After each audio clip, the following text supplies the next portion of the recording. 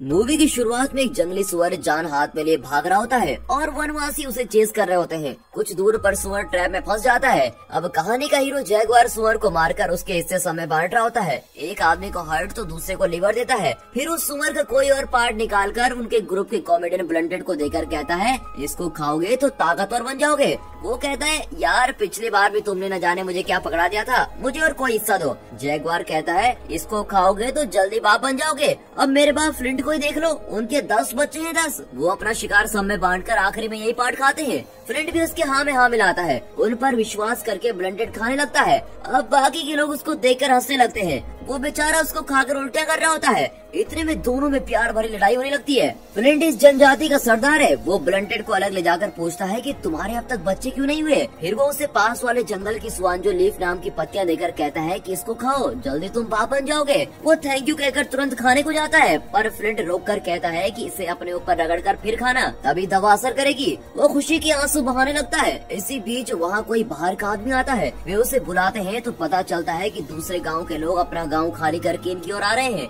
वे कहते हैं कि हम लोग परेशान नहीं करेंगे, हमारा गांव मिट चुका है, इसीलिए हम आपके गांव से होकर किसी दूसरी जगह जा रहे हैं। फिर वे उन्हें जाने देते हैं। जाते जाते भी उन्हें मछलियाँ देते हैं और ये लोग उन्हें सुअर का मांस देते हैं। ये लोग पूछते हैं कि आपके गाँव को क्या हुआ। वे कहते हैं कि एक खतरनाक ग्रुप ने हम पर हमला किया और पूरा गांव तहस नहस हो गया। उनसे बचने के लिए हमने गांव को छोड़ दिया है। ये सुनकर जैगुआर अपने परिवार को बचाने भागता है, पर फ्लिंट उसे रोकता है और वे अपना शिकार समेटकर गांव की ओर जा रहे होते हैं। फ्लिंट अपने आदमियों से कहता है कि यहाँ तुमने जो भी सुना उसके बारे में किसी को मत बताना। अगर वे डर गए तो हम दुश्मन से लड़ नहीं पाएंगे। डर एक बहुत ही बड़ी बीमारी है। अगर एक डर गया तो वो सब में डर फैला देगा। चाहे कुछ भी हो जाए, हम दिलेरी के साथ दुश्मन का सामना करेंगे। यहाँ ब्लंटेड के घर में बच्चा न होने की वजह से उसकी सास उस पर ताने मारती रहती है। इस पर गांव वाले फिर हंसने लगते हैं। सास उसे खींचकर घर के अंदर लेके जाती है। अब बेटी और दामाद को घर के अंदर छोड़कर सिक्योरिटी की तरह बाहर खड़ी हो जाती है और कहती है, तुम कुछ भी करो पर 10 महीने में मुझे बच्चा चाहिए। अब जैगुआर अपनी फैमिली के साथ एंजॉय कर रहा होता है। उसके बेटे का नाम टर्टल है और उसकी पत्नी का नाम सेवन है। उसका 10वां महीना चल रहा होता है और किसी भी वक्त उसका बच्चा हो सकता है। यहाँ ब्लंटेड खुजलाता हुआ बाहर आता है और पानी की टंकी के अंदर बैठ जाता है। लगता है फ्लिंट ने उसे यूं ही मजाक में वो खुजली वाली पत्तियां दे दी थी। बेचारा बहुत परेशान होता है, पर सब उसे देखकर हंसने लगते हैं। अगले दिन होने वाली घातक घटना से बेखबर सब आराम से सो रहे होते हैं। सुबह होती है और जैगुआर को कोई अजीब सा सपना आता है और वो चौंक कर आंखें खोलता है। तभी हमें वनवासियों का एक ग्रुप दिखाते हैं जो हाथ में रस्सी का फंदा लिए लोगों को उसमें फांस रहे होते हैं। इतने में एक आदमी को मशाल के साथ आते देखकर जैगुआर सेवन और टर्टल को लेकर वहाँ से भागता है। उस ग्रुप के लोग वहाँ की झोपड़पट्टियों में आग लगा देते हैं और सभी को बंदी बना लेते हैं। जो लोग उनसे लड़ते हैं उन्हें वे मार डालते हैं, पर दूसरों को वो जिंदा ले लेते हैं। दूसरी ओर जैगुआर एक रस्सी की मदद से सेवन और टर्टल को एक कुएं के अंदर उतारने लगता है। कुआं लगभग 100 फीट गहरा तो जरूर होगा। वो धीरे धीरे उन्हें नीचे उतारता है। इतने में उस ग्रुप का एक आदमी जैगुआर की ओर आता है। अब जैगुआर घबराकर उन्हें तेजी से उतारने लगता है। उस आदमी के पास आते ही वो तेजी से दोनों को उतारता है। वो आदमी उसे अटैक करने आता है और जैगुआर रस्सी छोड़ देता है। सेवन और टर्टल 5 फीट की ऊंचाई से नीचे गिर जाते हैं, पर पीठ के बल गिरने के कारण दोनों बच जाते हैं। ऊपर वो आदमी जैगुआर को अटैक करता है और जैगुआर भी उसे खूब मारता है। लड़ाई के बीच जैगुआर भी कुएं में गिरने वाला होता है, पर वो आदमी का हथियार छीनकर उससे मार डालता है। अब सेवन चिल्लाती है कि तुम कहाँ जा रहे हो,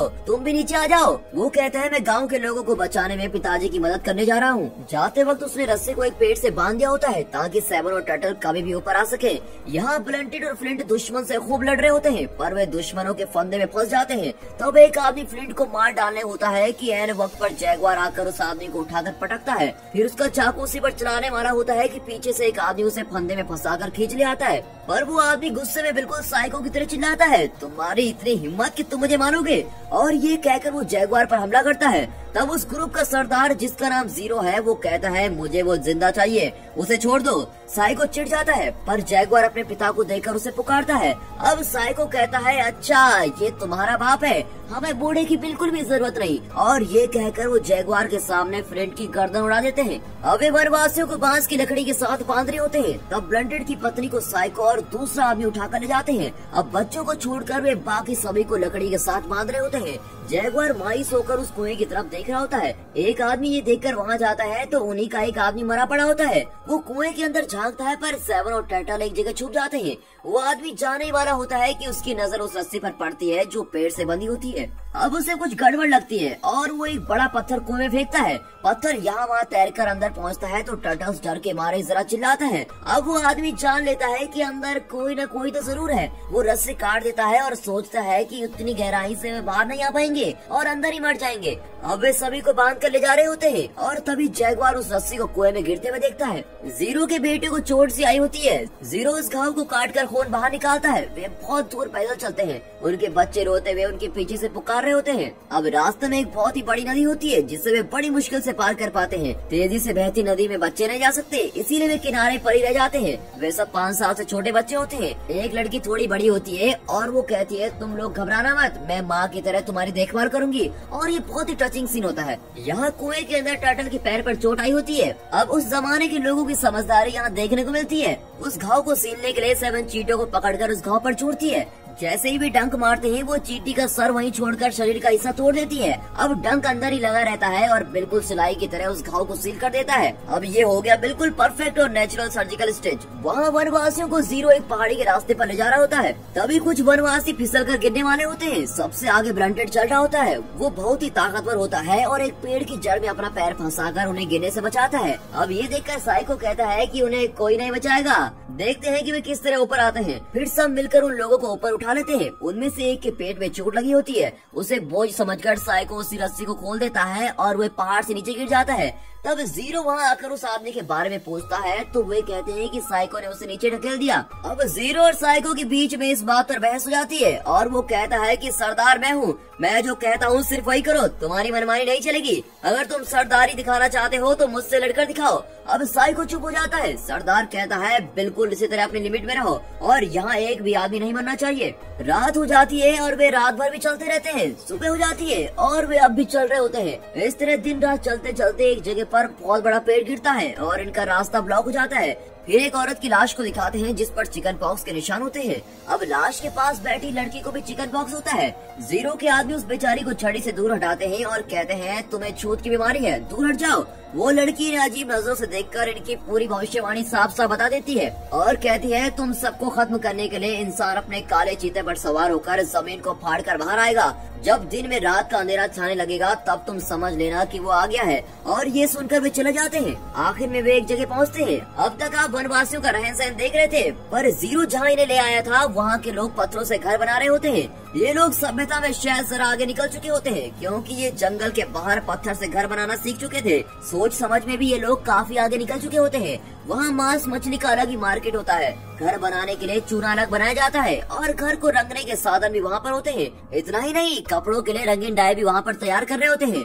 वनवासियों को चौंका देने वाली बात ये होती है कि वहाँ की औरतों ने कपड़ों से अपने शरीर को ढका होता है। मतलब ये कि कपड़े पहनने का कल्चर उन लोगों में शुरू हो चुका था। वे कपड़ों को ही नहीं शरीर को भी रंगते हैं और शायद फैशन के मामले में भी वे काफी आगे थे। और इस तरह सभ्यता, समझदारी, विज्ञान, फैशन इत्यादि में विकास की ओर जा रहे ये लोग पिछली हुई जनजाति को पकड़कर उन्हें अपना गुलाम बनाकर लाए होते हैं और इस तरह लाए गए लोगों को वे वहाँ नीलाम कर रहे होते हैं। औरतों को भी कई लोग खरीदते हैं, बुजुर्ग औरतों को कोई नहीं खरीदता और इस तरह न बिकने वाली बुजुर्गों को वो शायद छोड़ देते हैं। उस हिसाब से ब्लंटेड की सास का कोई खरीदार नहीं होता, इसीलिए वे उसे खोलकर वहाँ से भगा देते हैं। इस सीन में उन दोनों की बातचीत नहीं होती पर उनकी आंखें हजार बातें कर लेती हैं। अब वनवासी आदमियों पर नीला रंग लगाकर एक बड़े मंदिर जैसी जगह पे लेके जाते हैं। वहाँ 107 सीढ़ियाँ होती है और ऊपर वहाँ का राजा, रानी, पुजारी और कई लोग बैठे होते हैं। इन लोगों को उनके सामने खड़ा किया जाता है। ये सोचकर तो हमारा हार्ट बीट और भी तेज हो जाता है। न जाने ये सभी लोग हमारे वनवासियों के साथ क्या करने वाले हैं। तभी वे फैसला करते हैं कि इस धरती को प्यास लगी है और हमें उसकी प्यास बुझानी है। फिर वे एक वनवासी को नीचे लेटाकर उसका हृदय नोचकर बाहर निकालते हैं। फिर वे उसका सर काटकर सीढ़ियों से नीचे लुढ़का देते हैं। अब नीचे खड़े लोग उसे एक जाल में पकड़कर गेंद की तरह उससे खेलने लगते हैं। फिर वे उसका शरीर फेंक देते हैं। अब ये सब देखकर तो वहाँ खड़े वनवासी बिल्कुल ही सुन हो जाते हैं। फिर वे लोग दूसरे वनवासी को लेटाकर उसका लीवर उखाड़ देते हैं और यही करते हैं। और अब ऐसे करते करते जैगुआर की बारी आती है। जैगुआर सेवन और टर्टल के बारे में सोचते हुए मौत के लिए बिल्कुल तैयार होता है और जाकर लेट जाता है। तभी सूर्य ग्रहण होता है जब कुछ देर के लिए सूरज और धरती के बीच चांद आकर सूरज की रोशनी को ब्लॉक कर देता है। पर वहाँ के लोग सोचते हैं कि सूरज को कोई निकल चुका है और तभी वहाँ बैठे पुजारी और मांत्रिक सिचुएशन को संभालने के लिए कहते हैं कि उन्होंने जो खून की बलि चढ़ाई थी उसे धरती माँ ने स्वीकार कर लिया है, इसीलिए अंधेरा छाया हुआ है। फिर कुछ ही देर में ग्रहण खत्म होता है और सूरज दिखने लगता है। अब मौके का फायदा उठाकर पुजारी उछल पड़ता है है, देखा मैंने कहा था ना कि ये सब कुछ ठीक हो जाएगा और अब किसी की बलि चढ़ाने की कोई जरूरत नहीं है। अब ये सुनकर सभी खुश हो जाते हैं और बाकी वनवासियों को जिंदा रहने देते हैं। जीरो पूछता है कि वो सब तो ठीक है, पर इन लोगों को पेंट करके हम बलि के लाए हैं। और राजा कहता है कि इन्हें ले जाओ और जो मर्जी करो। फिर वे वनवासियों को दो दो करके खोलते हैं। पहले वे ब्लंटेड और उसके साथी को खोलते हैं और सामने एक बड़ा मैदान होता है जिसके उस तरफ मकई का खेत होता है। जीरो का बेटा खेत के आगे खड़ा हो जाता है और मैदान के इस तरफ वनवासी खड़े हो जाते हैं। अब साइको वनवासियों से कहता है कि खेत के उस तरफ तुम्हारा जंगल है, ताकत है तो बच के निकल लो। बेचारे उसकी बात मानकर भागने लगते हैं और पीछे से उन पर तीर, भाले और पत्थर फेंकने लगते हैं। एक पत्थर ब्लंटेड के साथी के सर पर लगता है और वो बेचारा लहूलुहान होकर गिर जाता है। इतने में ब्लंटेड को एक बड़ा भाला लगता है और वो वहीं गिर जाता है। अब मौत से लड़ते हुए इन लोगों की बची हुई जान भी जीरो का बेटा ले लेता है। फिर जैगुआर और दूसरा वनवासी भागते हैं और अपने साथियों को खोने के बाद वे कुछ और प्लान करते हैं और सीधे दौड़ने के बजाय जिगजैग मोशन में दौड़ते हैं ताकि उनका निशाना चूक जाए। पर जीरो के आदमी और भी होशियार होते हैं। वे उस पैटर्न को नोटिस करते हैं और उसी के मुताबिक एम करते हैं। अब तीर ठीक जैगुआर के साथी के मुंह में लगती है और जीरो जैगुआर को टारगेट करता है और उसका तीर जैगुआर के पेट में फंस जाता है। जीरो का बेटा उसकी जान लेने के लिए आता है पर ब्लंटेड उसका पैर पकड़ लेता है। इतने में जैगुआर अपने शरीर पर लगे हुए सारे तीर निकालता है और उन्हें छुपा लेता है। इस बात से बेखबर जीरो का बेटा उसकी गर्दन काटने आता है और ऐसे ही मौका पाकर जैगुआर तीर उसकी गर्दन में घुसा देता है और वो वहीं स्पॉट पे मर जाता है। अब जीरो और उसके आदमी ने चेस करते हैं पर तब तक जैगुआर खेत के अंदर घुस चुका होता है। अब बेटे के खूनी को जीरो लगातार चेस करता है।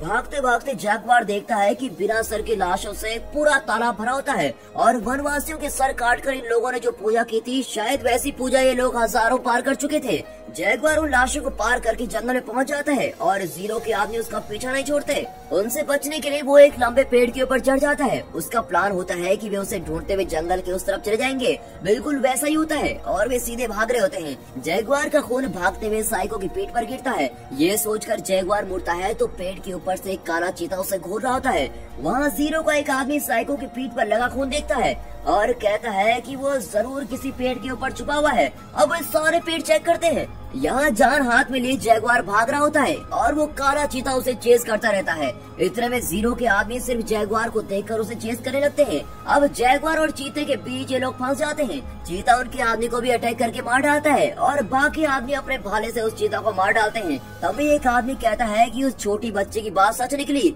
उसने दिन में रात होने की बात की थी और फिर कहा था कि चीते पर एक आदमी आकर तुम सबको मिटाएगा। वही सब हो रहा है। अब जीरो गुस्से में कहता है कि बकवास बंद करो, मैं उस आदमी को फाड़कर उसके खान निकाल दूंगा और फिर उसे तड़पा कर मार डालूंगा, तुम लोग देख लेना। ये कहकर वे सब आगे चले जाते हैं। अब यहाँ जैगुआर बचकर भाग रहा होता है और रात भी होने लगती है। दूसरी ओर जैगुआर के गांव में उस कुएं को दिखाते हैं। वहाँ दो बंदर आपस में लड़कर कुएं में गिर जाते हैं। एक टर्टल को अटैक करने लगता है पर सेवन उसे लकड़ी से मारकर टर्टल को बचा लेती है। अब जीरो के आदमी देखते हैं कि जैगुआर का नीला रंग कुछ जगहों पर लगा होता है। उसे फॉलो करते हुए वो जा रहे होते हैं कि अचानक एक आदमी को सांप काट देता है। उसके साथ ही कहते हैं कि तुम अपनी नस काट कर मर जाओ क्योंकि इसका कोई इलाज नहीं है और वो आदमी वैसा ही करता है। अब ये लोग आगे बढ़ते हैं। सेवन और टर्टल को देखने के लिए जैगुआर जान बचाकर भाग रहा होता है और तभी एक नदी पर पहुंचता है जो लगभग 500 फीट की ऊंचाई से नीचे गिर रही होती है। वहाँ से नीचे कूदकर कोई जिंदा नहीं बच सकता। अब जैगुआर कुछ देर सोचता है पर सेवन और टर्टल के खातिर वो ये रिस्क ले लेता है और कूद पड़ता है। अब जीरो कहता है उस पागल लड़की की बात बिल्कुल झूठ निकली, ये आदमी तो मर चुका है और ये हमें कैसे खत्म करेगा। जैगुआर तैरकर दूसरी ओर आ जाता है और चिल्लाकर जीरो से कहता है कि ये जंगल मेरी ताकत है और अब तुम मेरा कुछ नहीं बिगाड़ पाओगे। ऊपर जीरो का आदमी कहता है कि हम यहाँ से कूद नहीं सकते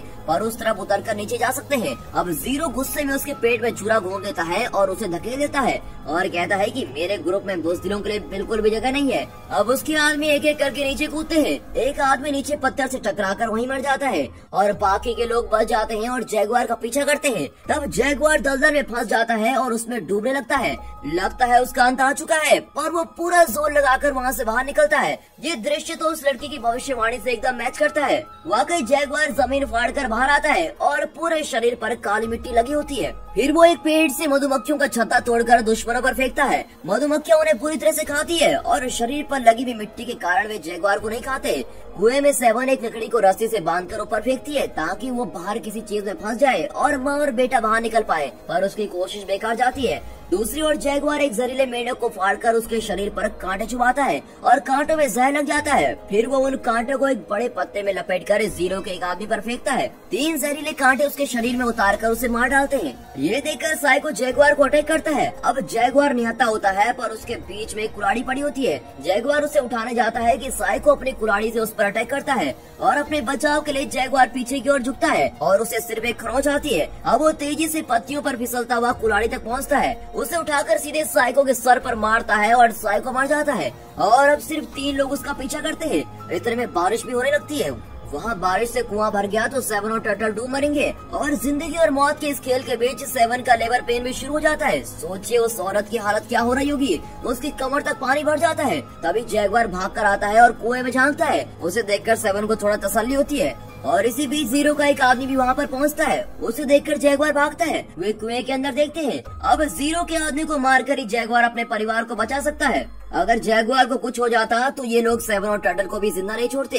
इसी बीच जीरो दूसरी दिशा में भाग रहा होता है। जैगुआर उसे देख लेता है और 4 कदम पीछे आता है और उसकी ओर मुड़कर खड़ा हो जाता है। तब जीरो का तीर उसके सीने में लगता है। तीर पूरी तरह से अंदर नहीं गया होता। अब जैगुआर तीर को तोड़कर जीरो को ललकारता है कि हिम्मत है तो नजदीक आके देख। अब जीरो के इससे ईगो को ठेस लगती है और वो आक्रोश में आकर उसकी ओर भागता है। तब पता चलता है कि जैगुआर 4 कदम पीछे क्यों गया था, क्योंकि वहाँ पर जंगली सुअर को पकड़ने का ट्रैप था और वो जीरो वहाँ गिर जाता है और उस ट्रैप में फंसकर वो जीरो वहीं मर जाता है। जीरो के बचे हुए 2 आदमी जैगुआर का पीछा करते हैं। अब कुएं में पानी भर रहा होता है और सेवन एक पत्थर पर चढ़ जाती है। दर्द से उसकी जान निकल रही होती है, पर वो अपने बेटे को कंधे पर बैठा लेती है। पानी उसकी गर्दन तक पहुंच चुका होता है और दर्द और भी बढ़ रहा होता है। इससे ज्यादा वो सहन नहीं कर पाती। वो पेट के अंदर से बच्चे को दम लगाकर पुश करने लगती है। इसके बाद का दृश्य दिल जीतने वाला है। पानी के अंदर ही वो बच्चा माँ के गर्भ से बाहर निकलता है और बड़े प्यार और धैर्य के साथ सेवन उस बच्चे को पानी से बाहर निकालती है। यहाँ जैगुआर समुद्र किनारे पहुँचता है। वहाँ किसी चीज को देखकर वो चौंक कर खड़ा होता है। उसके पीछे जीरो के आदमी भी उसी तरह चौंक जाते हैं। वे पहली बार समुद्र में एक शिप को देख रहे होते हैं। शिप में से कुछ लोग एक बोट में इनकी ओर आ रहे होते हैं। उनके पास बंदूकें और कई हथियार होते हैं। जीरो के आदमी उन्हें देखकर शॉक में होते हैं और जैगुआर वहाँ से भागकर कुएं तक पहुँचता है। जब वो अंदर झांकता है तो सेवन एक हाथ में टर्टल्स और दूसरे हाथ में अपने नवजात शिशु को पकड़कर खड़ी होती है और दोनों बच्चों को उसने डूबने से बचा कर रखा होता है। उसे डर भी होता है कि न जाने उन लोगों ने जैगुआर के साथ क्या किया होगा। अब जैगुआर को वहाँ देखकर उसकी आंखें भर आती हैं और उस समय उसमें इतने इमोशन होते हैं कि जिन्हें शब्दों में बयान नहीं किया जा सकता। और इसलिए जैगुआर और सेवन अपने परिवार को बचा लेते हैं और वहाँ से चले जाते हैं। तब सेवन पूछती है कि समुद्र में तैरती हुई चीजें क्या थी। जैगुआर बताता है कि कुछ लोग उसमें बैठकर आए थे और सेवन पूछती है कि क्या हम भी वहाँ जा सकते हैं। जैगुआर जवाब देता है कि ये जंगल ही हमारी दुनिया है और हम यहीं सुरक्षित है। फिर दोनों अपने बच्चों के साथ वापस जंगल के अंदर चले जाते हैं और इसी के साथ ये मूवी यहाँ पर खत्म होती है।